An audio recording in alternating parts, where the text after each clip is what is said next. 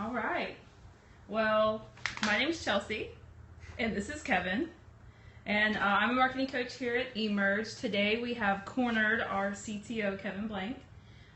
For you guys who don't know, we're a tech company in New Orleans. We focus on online communications.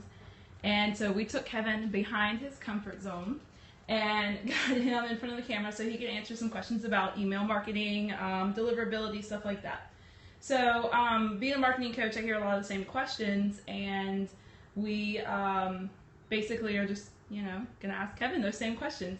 So we got a list of questions from our clients, but if you guys want to join along with us, just type the questions in the bottom and we'll help you out. So Kevin, are you ready for this? I am ready. Kevin wouldn't let me wear our Mardi Gras stuff. We're in New Orleans and it's not Mardi Gras time. But Nope, we're past Mardi Gras season. So. I'm going to throw this boa at you. Okay, so we had Jennifer Woosty from Houston, Texas, one of our clients, that asked, they're sending weekly emails now along with several social media posts each week. How many times can I email my database without annoying my audience? Well, touching your email database is really about what kind of expectations did you set for your customers or for your contacts inside of your eMerge account. If you first approach them saying that with the indication that they'd be getting a monthly newsletter, like what we do with our Consumer Touch program, if you started to touch that group of individuals more often than once a month, they may become annoyed because the expectation was not set at the beginning.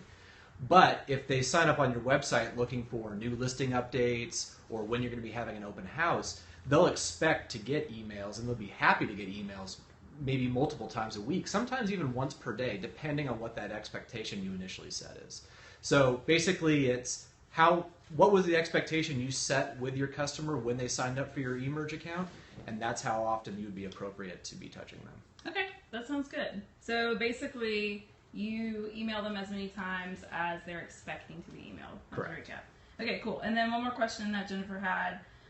They want to grow their newsletter list, so their contact list that they're actually emailing for just plain newsletters, specifically in a certain geographic area. Do you have any recommendations?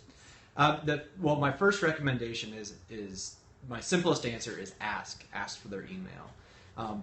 But to expand on that, when you're asking for their email, you have to tell them what they're signing up for. Like what can they expect? Again, expectations. What can they expect to get by signing up for your newsletter? And some people use Facebook ads. Some people use Twitter or posts on Facebook. Some people collect business cards at conferences, or maybe it's a community meeting or something like that. But anything you can do to ask them through social media or through a physical interaction is a good way to build your list. But also on landing pages or on blogs, if you have join my email list, it's always great to have that there so you can build your list naturally that way. But also, again, indicating what they will be getting, because people are more inclined to sign up if they know what kind of email and what kind of content they're going to be getting from you. Okay, good. So you're getting lots of love on here. Oh, good. I don't know if you know how Periscope works. But Well, I can't see anything on the side of the camera. You have lots of hearts going on. But there's more hearts when I'm talking. Just kidding. So you got lots of hearts. Okay. So another question. When we're talking about email open rates and click-through rates, what would you tell the average consumer? What would you tell? As far as open rates and click-throughs and things? Yes. Your average click-through rate or your open rate is really going to, again, it depends on the type of email you're sending. If you're sending out a monthly newsletter, anywhere from 15 to 25%, maybe 30% of your database might represent opens in those cases. If it's a more targeted email, say like an open house or a listing or an urgent message, you may see 40 to 60 or even 70% open rates. So part of it depends on the nature of the message. As far as click rates go, again, it's variable based on how or what kind of content you put in your email. Strong call to actions are always super important, and making sure whatever you really want the person to click on is somewhere prominent in the email is important to increase that click rate, because sometimes you'll see a 50 or 75% click rate if you've made it very obvious where in the email they're supposed to click. And I've seen plenty of emails where people forget to put that call to action and they don't ask anybody to click, so their click-through rates are really low. Right. Well, here's another one that's kind of one of the more sensitive ones. What causes an email to be flagged as spam? Being flagged as spam, there's a lot of reasons why that can happen. Probably my first answer, going back to the beginning of this video, is really it's going outside of what the person expected to be receiving from you. You'll see some people that kind of mistreat their list a little bit and will start sending out advertisements or start sending out information that isn't reflective or related to the original reason why that person joined that list. And those type of individuals are much more likely to flag your email as spam. But as far as what's in the email that might trigger a spam filter, probably the biggest problem I see is people not putting enough text inside of emails. There's a thing called a HTML to image ratio that's a really big indicator of spam in most of the email servers out there. And that when you have too many images or one giant image and no text or no textual type content to balance that out, there's a higher likelihood that that's going to get flagged as spam. Also, making sure that you've got a relevant subject line and you're not in all caps, you're not using a whole bunch of explanation points and things like that will definitely help you get through the spam filters. But also, and then my last suggestion to help you get through spam filters is to tell the people when they sign up for your email list to make sure they add you as a contact into their whatever email software they're using, so they know where to expect to get that email from.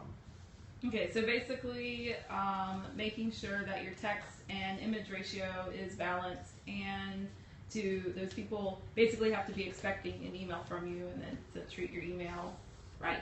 Yep. Okay, cool. Let's see. The last question we have is they're basically asking about hard and soft bounces and what that means. So those are hard and soft bounces are terms you're going to hear a lot in email marketing. Every email marketing platform is going to talk about that because it's an industry standard. A hard bounce is what we consider anything where we were not able to deliver that email because that email box doesn't exist for some reason or another, whether the server itself that's accepting that email doesn't exist or whether that account doesn't exist on that email service. And you'll see this very frequently with the free email providers or the ISPs like Bell South or AOL, Hotmail, Gmail, Yahoo. A lot of those people are going to switch, especially like the Yahoos, the AOLs and the Bell Souths, or Comcast or Time Warner. They're going to be changing their email as they change internet providers. So it's very often that their accounts will bounce because they've changed an email address. Sometimes a server, I've seen people, and it's you would think that they would know their own email address, but sometimes they type their email address in wrong, so it's going to hard bounce because the server is wrong, things like that. Now, soft bounces are when we were able to talk to their server, but for some reason we weren't able to deliver the message. So we didn't get something on the back end that says that account doesn't exist, but for some reason we couldn't deliver it. Sometimes that's mailbox full. Sometimes the server's not accepting messages right now. There's a variety of different reasons for that. And so that's a soft bounce. And that's why one soft bounce won't kick somebody off a list. It takes 3 of those soft bounces in a row in order for somebody to get kicked off of your eMerge list. Okay, so that explains a lot with hard bounces and stuff like that, because I know that's one of the questions I get a whole lot. And my answer is a little bit watered down than yours, but thank you for giving us those tips and those awesome things. So for this part, you actually have to wear this, and then tell us about eMerge. Tell what about eMerge we do? Oh, we just have to tell them where to go to get more information. Oh, well, if you want more information about our platform and about what we can do with your company, please visit easyemerge.com, and we go into a lot of detail on the features about our campaigns and about the email and social media marketing that we do with our platform. Our platform starts at $9.99 a month, and we can incorporate some custom features and some campaign settings that will help you with your marketing efforts if you don't know what to do. So please contact one of our sales agents, and we'll be happy to explain all the features and things you can do with our platform. Yeah, and if you guys just jumped on, we actually, we're a tech company in New Orleans, and that's why Kevin is wearing his nice, lovely boa there. Nice Mardi Gras boa. We did have one. We did have one more question at the end that came through. Yeah. The question was, how or do you have any tips on how to increase open rates? Increasing open rates. So there's a couple good tips there. One is writing a really good subject line. A lot of people, they get an email every day. Now, most people you talk to, and it's a large percentage of people, do want to get the advertising. They do get through their email, but so many people get so much that it's going to get lost very easily. So having a very catchy and eye-popping subject line is really important. The second thing is actually alt text on images. So when you create an image, or when you place an image inside of the eMerge interface, you can create alternate text for that.